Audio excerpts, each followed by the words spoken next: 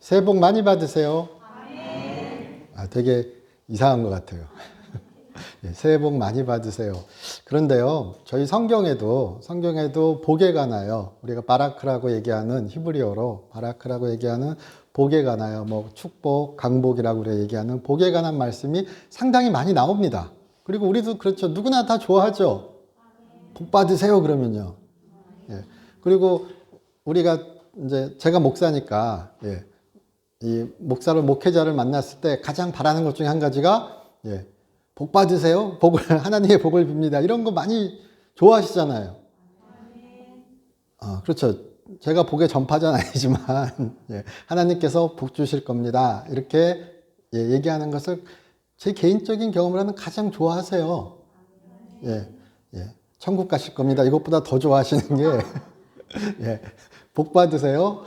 천국은 확증됐다고 이미 생각하시나 봐요. 천국 가실 겁니다. 이것보다 진짜 좋아하시는 게 복 받으실 겁니다. 이 말씀인 것 같아요. 그런데 우리가 항상 신년 되면 진짜 신년 되면은 그렇게 서로 복을 빌어주고 또 복을 어떻게 보면 나눠주는 그런 일들을 많이 하죠. 그래서 성경에서도 우리가 아브라함, 믿음의 조상이라고 얘기하는 아브라함에 대해서 얘기할 때 제가 항상 같이 하는 이야기 중에 한 가지는 우리가 복이 되는 거죠. 성경에, 어떻게 보면 성경의 이야기는요, 내가 복이 되어서, 내가 하나님의 복이 되어서 혹은 우리가 복 받는 건 무엇인가 그럴 때 우리가 하나님의 복을 받아 하나님의 복이 우리를 통하여 흘러가기를. 그러니까 그 말은 복의 통로가 되기를. 우리가 그것을 뭐 요즘 현대 용어로 나눔이라고 얘기할 수도 있고 뭐 공유라고 얘기할 수도 있고 여러 가지 다른 용어로 이야기할 수는 있을 것입니다. 그러나 우리가 각자가 그렇게 하나님의 복의 통로가 되는 것. 전에도 우리 작년에도 우리가 그렇게 살아왔으면 또 이 한 해도 더욱더 하나님께서 우리를 통하여 하나님의 복이 흘러가는 그런 참된 복을 누리시기를 주님의 이름으로 축복합니다. 제가 좋아하는 말씀 중에 그 구약성경 민수기에 이렇게 뭐 제사나 이런 것에 대한 헌물이나 이런 얘기가 쭉 나오고 하나님께서 여호와께서 그 뽑은 제사장, 첫 번째 제사장으로 뽑은 아론과 그의 아들들에게 너는 모세를 통하여 말씀하십니다. 제사장은 이렇게 그들에게 축복하라. 물론 목사가 제사장은 절대 아닙니다. 오해하시면 안 됩니다. 제사장은 끝났습니다.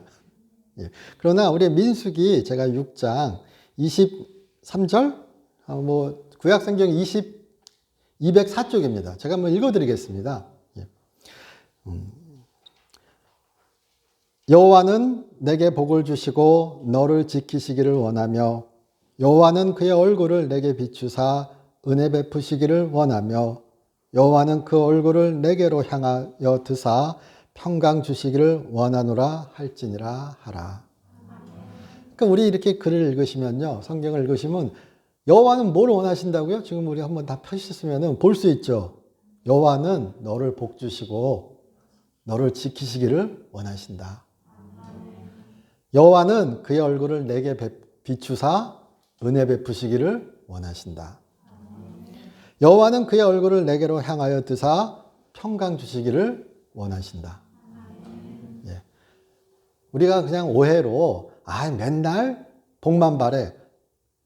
그런데 그거는 잘못된 이야기일 수도 있는 거예요. 모세를 통하여 그 당시의 제사장들에게 그렇게 말씀하십니다. 너는 복을 빌어주라. 그렇게 제사 후에 너희가 만났을 때 복을 빌어주라. 그러면서 27절 보시면은 그들은 이같이 내 이름으로 이스라엘 자손에게 축복할지니 뭐라 그러냐고요? 내가 그들에게 복을 주리라. 그러니까 물론 그 당시는 제사장입니다. 제사장을 통하여 이스라엘 백성들에게 복을 선포하라. 그러면 내가 그들에게 복을 주리라. 그래서 우리는 어떻게 보면 우리 또 그런 얘기 하죠. 우리 각자는 왕 같은 제사장들이요. 그렇죠? 그래서 그 생각이 교회를 다니시면 있죠. 우리는 왕이요 제사장이다. 하나님의 제사장이다. 그럼 하나님의 제사장으로서 우리는 뭘 해야 되는 거죠? 지금까지 나온 얘기를 들어보면 축복해 줘야 되는 거죠. 복을 나눠 주셔야 되는 거죠. 자, 이렇게 옆을 보세요. 예, 옆을 보시고 자, 성경을 피시고 성경을 한번 이렇게 들어보세요.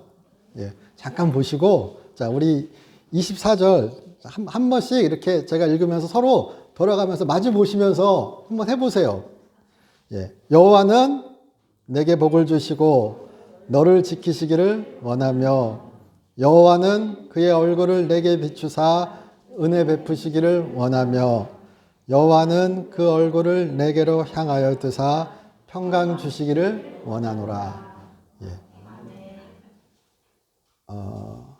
자, 제가 이제 심각하게 묻습니다. 예. 마주 보신 분이 진짜 그런 마음으로 읽어주신 것 같으세요? 예. 예. 서로 그렇게 복을 빌어주고 복을 나누는 그런 복된 한 해가 되기를 주님의 이름으로 축복합니다. 예. 이것은 어떤 기복신앙도 아니고요. 기복신앙도 아니고 어떤 헛된 소망도 아니고 그렇게 하나님은 여호와의 은혜를, 여호와의 복을, 여호와의 기뻐하심을, 여호와의 평강을 나눠주시기를 바라십니다. 예.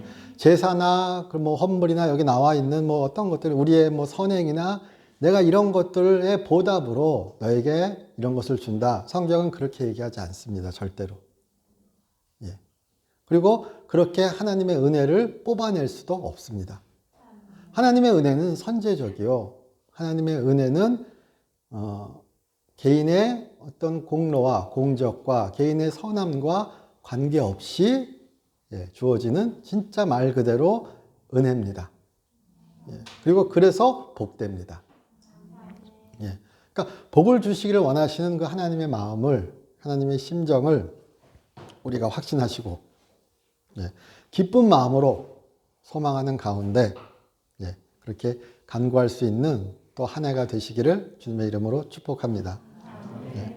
자, 오늘 저희 말씀 처음 읽을 때, 저희 예배 처음 시작할 때 요한복음 1장 1절을 읽었습니다. 제가 예. 태초에 말씀이 계시니라. 교회 좀 다니시면 되게 익숙해지는 구절입니다. 태초에 말씀이 계시니라. 성경 우리 그런 거 하죠. 성경 그러니까 신년 새해 내가 성경 한번 읽어봐야지. 그럼 창세기 1장 1절 딱 피시죠. 저도 많이 해봤습니다. 예. 어릴 때 제 최대의 고비는 예. 창세기 넘어서 출애굽기 넘어서 레위기에서 분명히 끝납니다. 예. 근데 그 창세기 1장 1절 보시면은 태초에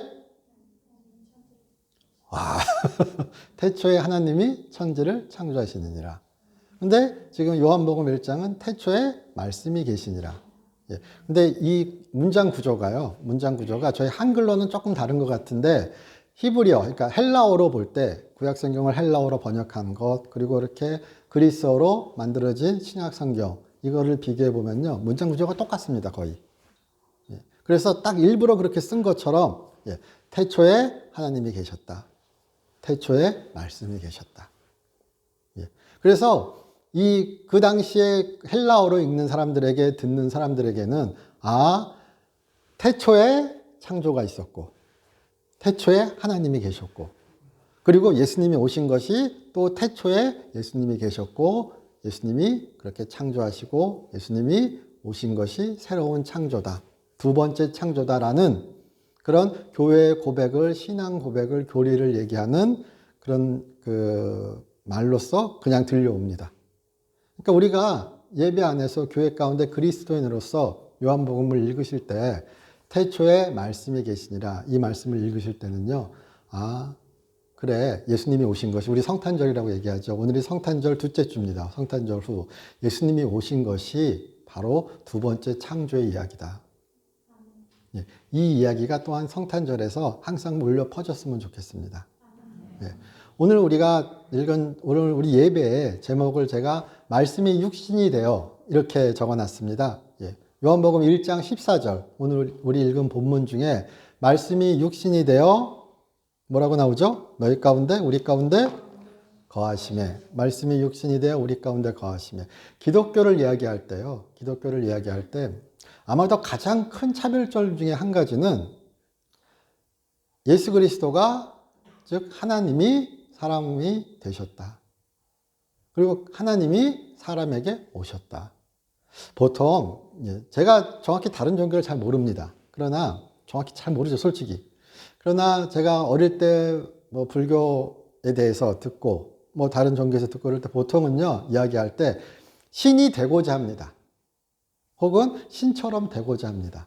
대부분은요, 부처가 되는 거죠. 제가 알고 있는 배운 어떤 소승불교나 뭐 이런 걸 얘기할 때, 소승불교를 얘기할 때는 결국 그 불심으로 대동단결해서 수련을 통해서, 수련을 통해서, 그렇게 부처로서 어떻게 보면은 자라나간다는 표현은 이상하지만요, 그렇게 깨달음을 통하여, 부처가 되는 것, 열반에 드는 것, 그런 것을 이야기하죠. 아마 익숙한 것이. 그러나 기독교는요, 기독교는 사람이 신이 되는 노력을 인정하지 않습니다. 기독교는 어떻게 얘기하는가? 신이 사람이 되었다고 이야기합니다.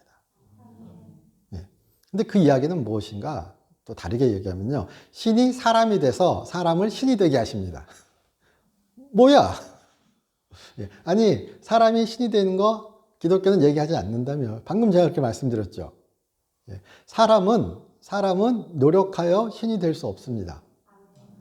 우리가 창세기를 읽으실 때 가장 처음에 보면요, 아담과 하와를 창조하시고 아담에게 하와에게 말씀하셨습니다. 선악과를, 선과 악을 알게 하는 나무의 실과는 내가 먹지 말아라. 그 이야기 유명하죠. 그런데 보암직도 하고 먹음직도 한 그 선악을 알게 하는 나무를 먹죠. 나무의 실과를 먹죠. 그러면서 얘기합니다. 하나님처럼 되고 싶어 하는 거죠. 그래서 먹어요. 욕심이, 탐욕이. 그러니까 사람은요, 그렇게 하나님께서 기뻐하셨던 사람은, 창조하셨던 사람은요, 하나님처럼 되고 싶어 했어요. 그런데 우리 성경을 보시면은 사람은 하나님의 형상을 따라 창조되었다고 말하죠. 하나님을 따라, 하나님의 모습을 따라서 창조되었어요. 근데 되고 보니까, 더 완벽한 신처럼 하나님처럼 되고 싶은 거예요. 그래서 선악과를 먹습니다. 선악을 알게 하는 나무를 먹습니다. 틀이 보시죠. 빨간 게 뭐죠? 사과요. 저희 어릴 때, 요즘은 그렇게 얘기하지 않지만, 어릴 때 선악과를 사과라고 많이 교회에서 들었어요. 그래서 요거, 사과씨. 목에 걸렸다고 사과씨라고요. 그렇죠. 그러는 것처럼, 이 성탄절 트리에 이 빨간색 요거는 사과를 의미한다, 이렇게 많이 이야기합니다. 그래서 성탄절에 우리 트리 막 들어보시고, 내가 저 선악과를 먹지 말아야지. 라고 생각하는 건 좀 오보겠지만, 그러니까 그렇게 하나님처럼 되고 싶어 했던 사람의 탐욕이, 욕심이 오히려 그를 타락시켰죠. 그런데 성육 씨는 무엇이냐? 하나님이 사람이 되신 거예요. 하나님이 사람이 되셔서 하늘로 가는 길을 열어주세요. 그리고 그 길을 따라 사람이 걷게 하세요. 그리고 그 길에는 하나님의 영광에 참여하게 하세요. 근데 그 영광에 참여한다는 것은 바로 그 하나님의 신성이 우리에게 허락된다는 거예요.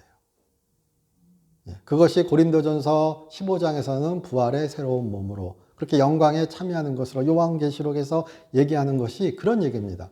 그래서 저 어릴 때는, 요즘은 잘 얘기하지 않지만 어릴 때는 작은 예수란 말도 종종 들었습니다. 우리는 작은 예수라는 것. 근데 그것은 단순히 하나님처럼 우리가 신이다 이런 것이 아니라 하나님의 신성이, 하나님의 그런 신성이 우리에게 허락될 수 있다. 본질적인 신성을 얘기하는 게 아닙니다. 우리가 하나님이야 이런 말씀을 드리는 게 아닙니다. 그러나 그의 영광에 참여하고 그의 품에 안긴다는 것은 아담이 그렇게 원했던, 하나님처럼 되고 싶어 했던 그의 타락의 그 원인이 오히려 우리에게는 하나님의 은혜 가운데 주어진다고 말씀드리는 겁니다.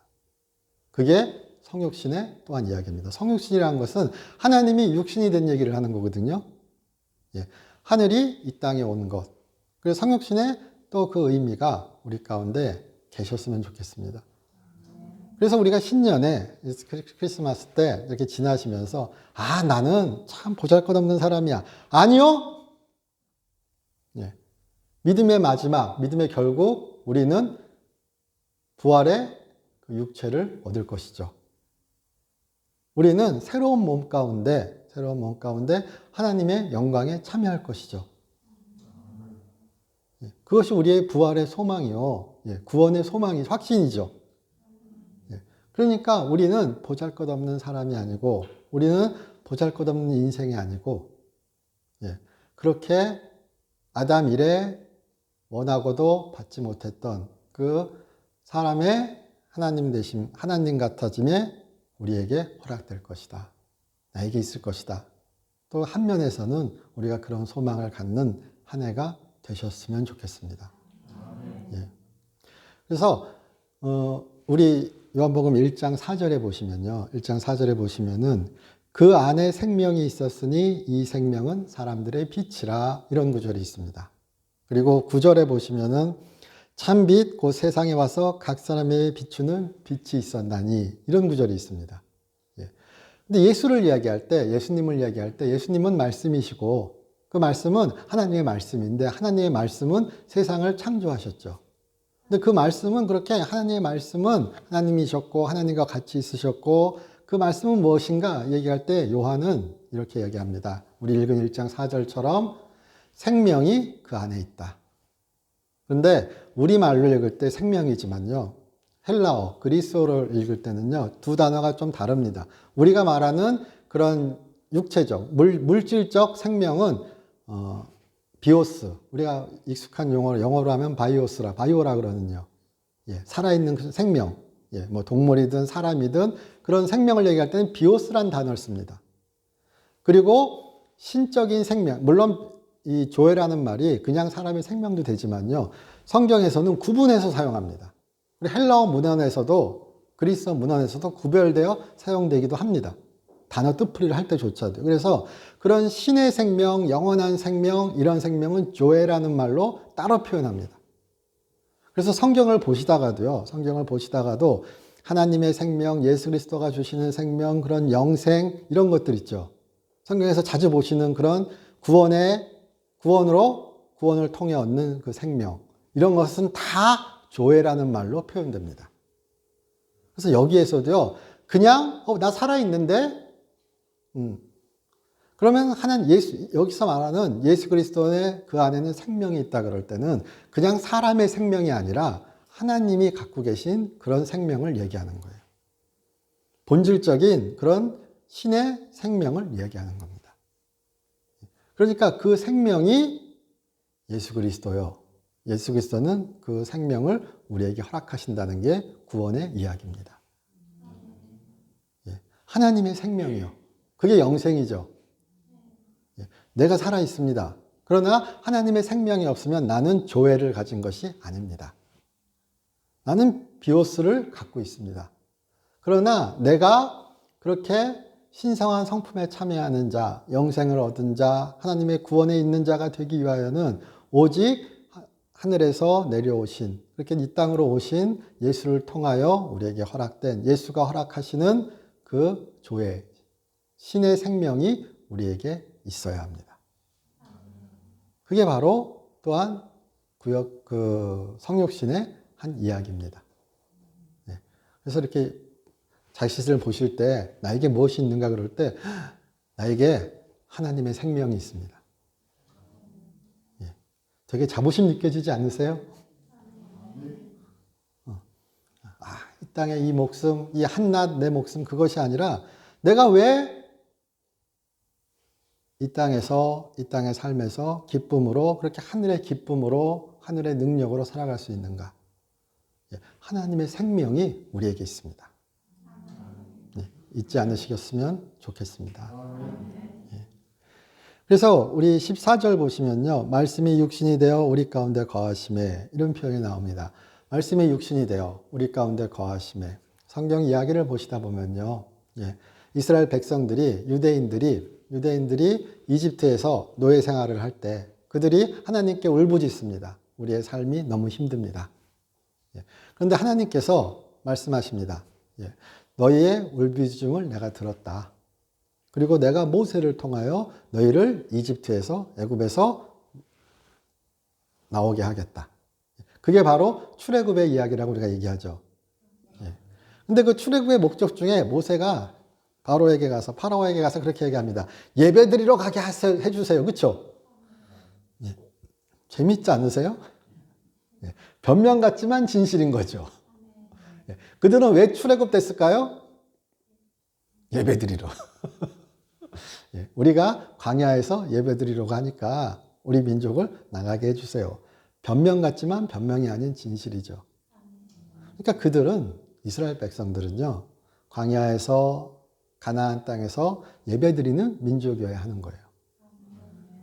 그럼 우리가 또한 다르게 생각해 보시면요. 우리 새로운 창조 안에 예수를 믿는 우리들은요. 이 땅의 삶에서 교회로서 하나님께 예배드려야 하는 사람들인 거죠.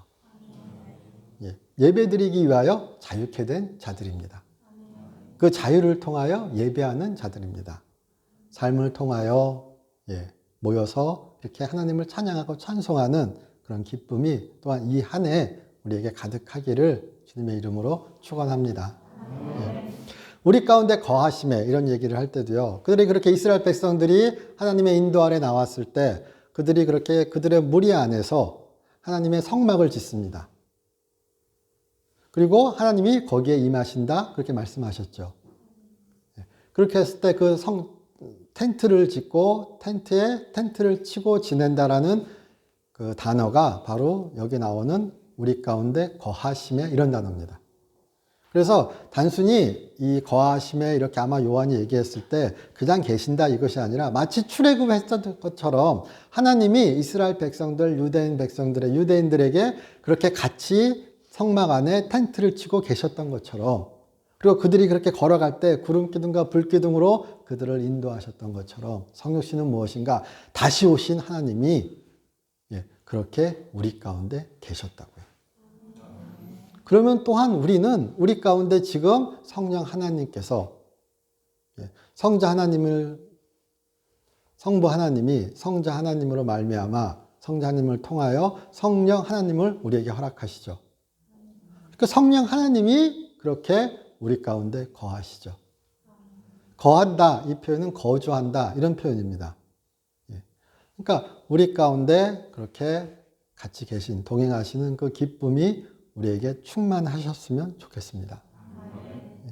근데 그렇게 동행한다 함께 있다고 얘기할 때는요 또 다르게 또 얘기될 수 있는 것이 사람은 하나님의 형상으로 창조되었죠.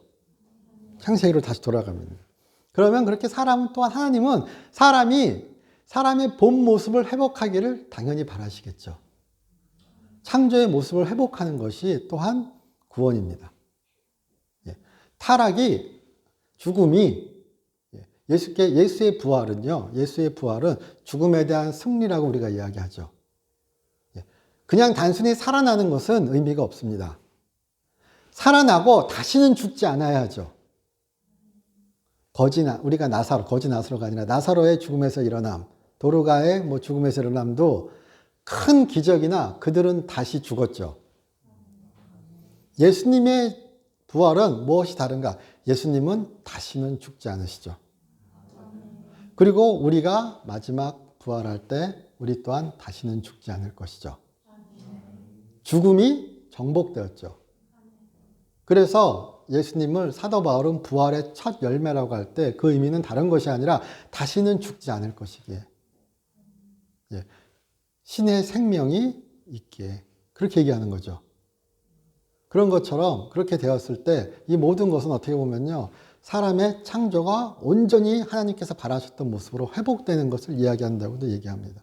그러면 우리에게 그렇게 신성이 허락되었다면 우리에겐 또한 예수님께서 온전한 하나님이시고 온전한 사람이셨던 것처럼 우리는 그렇게 똑같진 않지만 그렇게 하나님의 신성이 하나님의 사람의 인성이 우리 안에 충만하겠죠. 그러니까 신앙인의 모습으로 성령과 함께 살아가는 사람은 점점 그리스도의 향기가 있고요. 그러니까 하나님의 향기가 있고 점점 사람의 향기가 풍깁니다. 그러니까 하나님 같고 사람 같은 사람이 됩니다. 온전한 사람이 되는 거죠. 예, 그것이 우리 성경에서는 그리스도의 향기를 풍기는 사람, 그리스도의 마음을 가지고 있는 사람, 겸손한 모습, 뭐 이런 식으로 우리 표현되는 그런 모습입니다. 예, 그러니까 우리가 이 요한복음 이야기를 읽을 때, 성육신의 이야기를 읽을 때, 우리는 하나님의 그런 구원의 그런 생명이 우리에게 있다. 그 생명은 우리를 하나님처럼, 그 생명은 우리를 사람처럼 만든다. 점점 더 사람의 본 모습을 찾아간다. 부담되세요? 아니면 기분 나쁘세요? 사람 좀 돼. 이런 얘기하면 욕이죠. 아우, 저 그냥 언제 사람 될래? 이런 얘기하면 욕이잖아요. 근데 제가 좀 농담 비슷하게 말씀드리지만 하나님께서 말씀하십니다. 예수가 우리를 사람 되게 하신다고요. 예수 믿는 자가 진정한 사람이 되어야 한다고요. 될 수 있다고요. 우리가 그런 복을 충만히 누리셨으면 좋겠습니다. 얘기하는 예수 그리스도의 충만함 가운데 은혜 위에 은혜더라 이렇게 얘기할 때요. 그 충만함은 여러 가지로 표현될 수 있겠지만 그렇게 생명의 충만함입니다. 빛의 충만함입니다. 사람들이 요한복음의 앞에 이렇게 1장에서 이야기 계속되는 이야기 중에 그렇게 빛이 세상에 오셨을 때 어둠은 빛을 싫어한다고 얘기하죠. 그런데 우리가 보면요. 그 빛을 대하는 그 어둠의 태도는 아마 두 가지가 있을 수 있겠죠. 그렇게 싫어하는 태도, 거부하는 태도, 두려워하는 태도. 그러나 또한 그 빛이 나를 비출 때, 그 빛이 나를 나타낼 때, 내 본 모습을 알게 할 때, 예수의 생명을, 예수의 빛을 받아들이는 모습이 있겠죠. 우리 여기 읽다가 영접하는 자 이런 표현이 나옵니다. 영접한다 그럴 때는요. 내가 잡는 의미도 있지만요. 이 단어가 잡는 의미도 있지만 그래서 영접 이렇게 얘기하죠. 우리 번역으로. 그런데 그 헬라어 단어는요. 잡는 의미뿐만이 아니라 받는 의미도 있습니다. 그래서 영접하는 자는 잘 받는 자입니다. 뭘 받냐고요? 하나님의 은혜를요. 하나님의 생명을요. 그가 빛으로 오셔서 그의 빛을, 그의 생명을 나누어 주실 때 그 빛을 감사로 받아들이는 자요. 그 생명을 감사로 받는 자가 영접하는 자입니다. 그리고 영접하는 자, 곧 예수 그리스도를 믿는 자는 하나님의 자녀가 되는 권세를 주셨다고 얘기하죠. 권세는 능력이 아니라 지위입니다. 그래서 일부러 권세라고 번역합니다. 엑수시아라는 말인데 이 말은 지위라는 말이 있고 능력이란 말이 있습니다. 그런데 그러니까 권위란 말이 있고 능력이란 말이 있는데 우리의 번역은 그리고 대부분의 번역이 지향하는 바는 하나님의 자녀가 되는 능력을 주셨다가 아니라 하나님의 자녀가 되는 권위를 주셨다. 하나님의 자녀가 되는 은혜를 허락하셨다. 그래서 우리는 참 사람의 모습을 회복하는 자들이다. 신의 생명을 나눠 받는 자들이다. 우리의 삶은 그렇게 생명 가운데 풍성해지는 자들이다. 그래서 새 신년에 항상 많이 이야기되는 본문 중에 요한복음 1장이 자주 들어갑니다. 하나님과 함께 그렇게 기쁨으로 동행하는 삶, 그의 생명을 나누는 삶. 아브라함이 걸어갔고요. 또 요셉이, 야곱이, 또 예수 그리스도가, 뭐 다윗이, 뭐 솔로몬이요? 좋아하시는 성경 인물들 많으시죠? 바울처럼 살긴 부담스럽고, 베드로처럼 살기도 약간 부담스럽고. 근데 그렇게 바울처럼, 베드로처럼, 아니면은, 뭐 우리 믿음의 조상들처럼, 또는, 내가 좋아하는, 내가 존경하는, 내가 인정하는 그 믿음의 사람들처럼 살아갈 수 있게 하나님께서 성령을 통하여 성령으로 말미암아 우리를 이끄십니다. 신년에 그러한 고백이, 그러한 믿음이 우리 가운데 충만하셨으면 좋겠습니다. 예수 그리스도의 충만하심 안에 은혜에 은혜가 더해집니다. 충만함 가운데 은혜 위에 은혜로라 그러고요. 바로 뒤에 나오는 게 율법, 모세를 통하여 율법을 주셨고 예수 그리스도를 통하여 은혜와 진리를 허락하셨다 그러죠. 그러니까 율법도 은혜였고 예수 그리스도를 통하여 오는 것도 복음도 은혜와 진리입니다. 그러니까 율법을 더하여 율법도 은혜였는데 그 위에 더한 은혜와 진리가 온 겁니다. 왜? 하나님의 생명이 왔잖아요. 조회가 오셨잖아요. 단순히 우리를 드러내서 너희가 죄지다 정죄하는 생명이 아니라 그렇게 죽어있는 생명을 하나님의 살아있는 생명으로 바꿔주시는 빛이 오셨잖아요. 그래서 그렇게 예수의 충만함, 그 하나님 가운데 있는 그 충만함이 우리에게 오셨다고요. 그래서 크리스마스가 그렇게 복된 날이요. 성탄절이 성육신이 큰 은혜요. 기독교를 떠받치는 큰 기둥 중에 한 가지인 겁니다. 예. 우리의 삶이 그런 복됨을 누리셨으면 좋겠습니다. 예. 그러니까 사람의 향기가 풍겼으면 좋겠습니다. 여러분 되게 인본주의적 같죠? 예. 성령을 가득 받은 사람은요. 예. 사람의 향기를 안 풍길래야 안 풍길 수가 없다고 저는 믿습니다. 예. 예수 그리스도의 모습이 나타날 때니까요. 예수 그리스도도 성령과 함께 하시면서 그렇게 참 사람의 모습을 보이셨으니까요. 하나님의 능력으로 그렇게 기적 가운데, 치유 가운데, 회복 가운데 하나님의 신성을 보이셨죠. 하나님의 능력을 보이셨죠. 또한 그렇게 죽음 앞에, 죽어있는 자 앞에, 병든 자 앞에 울어주시고 위로하시면서 사람의 참 모습을 보이셨죠. 예. 낮아지심을 통하여 무엇이 사람인가를 보이셨죠. 예. 그 두 가지가 우리 가운데 있기를 소원합니다. 예. 제가 읽은 이야기 중에 예. 한 가지 이야기가 있어요. 얘기를 한 두 가지 해드릴게요. 어떤 사회복지, 이제 공무원, 사회복지 쪽에 근무하시는 공무원이신데, 이렇게 뭐라 그러죠? 보조하는 물품들 주기 위하여 한 집을 방문했습니다. 한 집을 방문했는데, 싹 문을 열고 들어가는데, 역한 냄새가 확 풍기더래요. 그래서, 이러면서 들어갔어요. 들어갔는데, 이 전체에 화상을 입어가지고, 예, 막 이런 아주머니가, 여성이 반겨주더랍니다. 예, 그러면서 이제 아이를 이렇게 불러가지고 음료수 갖고 오라 그러고, 예, 그러면서 이런저런 얘기를 하는데, 왜 그렇게 되셨어요? 이제 막 얘기를 하게 됐답니다. 예, 이야기를 하는데, 어릴 때 이제 집에 불이 난 거죠. 그래서 어머니는 돌아가시고, 아버지랑 같이 살아남았는데 아버지가 이제 그 딸한테 화풀이를 하는 거예요. 예. 그래서 가출한 겁니다. 가출해서 예. 이렇게 길거리를 전전하다가 예. 사회복지시설에 들어가서 예. 도움을 얻고 성인이 되고 예. 그 사회복지시설에서 앞을 못 보는 예. 남편을 만나게 된 거예요. 그래서 그 남편과 같이 결혼하고, 예, 그러면서 그 아주머니가 그러더래요. 내 인생에 가장 행복했던 순간이래요. 예, 근데 딸이 태어나고 남편이 일찍 돌아가신 겁니다. 예, 그리고 뭐 이렇게 일하기도 힘드니까, 예, 국어를 통해서 삶을 이어나가게 된 거예요. 그 생활이 상당히 어렵죠.